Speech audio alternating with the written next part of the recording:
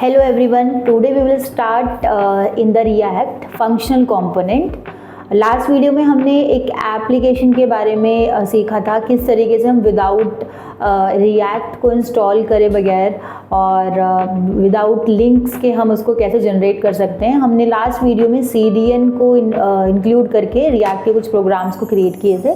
तो आज हम यूजिंग रिएक्ट जिसके साथ हमने पैकेजेस को इंस्टॉल किया है एंड बहुत सारी JS की फाइल क्रिएट की है, तो आज हम फंक्शनल कंपोनेंट को बनाना सीखेंगे। ग्रेट, तो चलिए स्टार्ट करते हैं प्रैक्टिकली।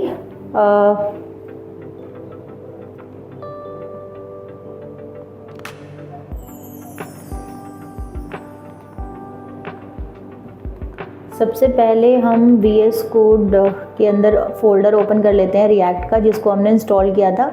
तो open folder and click on new drive, जहाँ पर हमने फोल्डर को ओपन किया था। Click on the React.js and select folder.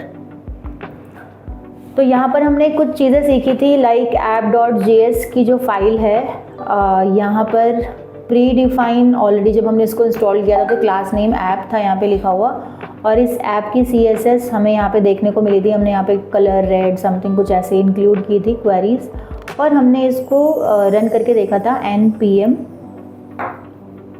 Start enter.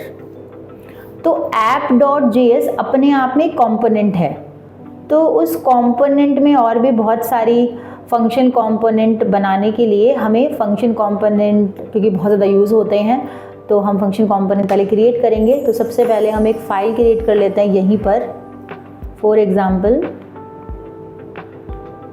हमने फाइल का नाम लिखा यहाँ पर users.js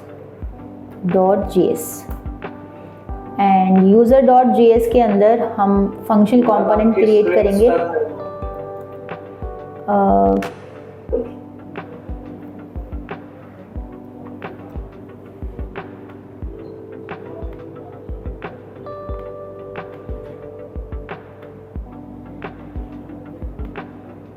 ठीक है, तो सबसे पहले हम फंक्शनल कंपोनेंट के लिए छोटा सा एक प्रोग्राम बनाएंगे। तो हमने यहाँ पर फंक्शन का यूज़ किया एंड फंक्शन के साथ हमारे पास जो फाइल का नाम रहता है हमें उसी नाम से यहाँ पे फंक्शन कंपोनेंट को क्रिएट करना होता है। And curly bracket open close and after that return के अंदर हमें कोई हेडिंग लिखना है। फॉर एग्जाम्पल मैंने लिखा है यहाँ पे user component and if you want to use this component तो आपको क्या करना पड़ेगा, एक्सपोर्ट करना होगा। तो एक्सपोर्ट करने के लिए you can write here export default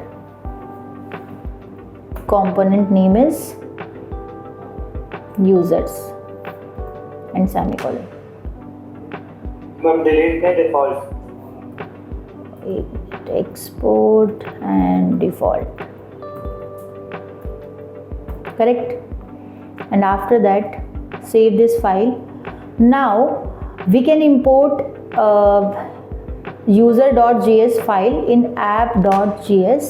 You have to import here, import users from inverted comma ./users.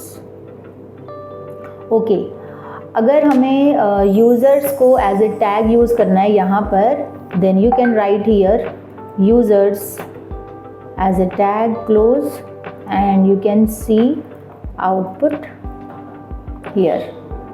So user component यहाँ पे लिख के क्यों आ रहा है, क्योंकि हमारी इस फाइल के अंदर जो आपने हेडिंग में डाला था, ठीक है, स्पेलिंग गलत है तो कंपोनेंट, ठीक है।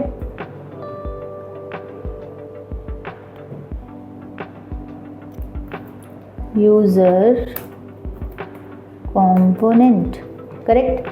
एंड अगर आप यहाँ पे मल्टीपल हेडिंग्स, मल्टीपल और भी क्वेरीज ऐड करना चाहते हैं या फिर आप यूज़र कंपोनेंट को कई बार एग्जीक्यूट करना चाहते हैं, तो ये सेम यूज़र का टैग आप इस app.js की फाइल के अंदर यहीं पर कई बार रिपीट कर सकते हैं, करेक्ट। एंड यू कैन सी कि जितनी बार आपने रिपीट किया उतनी बार वो एग्जीक्यूट हो जाएगा। तो गाइज आज हमने सीखा कि किस तरीके से हम यूज़र कंपोनेंट फंक्शनल कंपोनेंट का यूज़ करते हैं, कैसे हम बनाते हैं, मल्टीपल टाइम्स हम उसको एग्जीक्यूट कर सकते हैं। तो आने वाली वीडियोस में हम कंपोनेंट के बारे में, क्लास कंपोनेंट के बारे में, फंक्शंस कंपोनेंट के साथ और भी बहुत सारी फंक्शनैलिटी यूज़ करेंगे लाइक इवेंट। तो thank you so much guys, आज के लिए इतना ही। Bye bye, take care. For free career counseling or demo sessions, call or WhatsApp on this number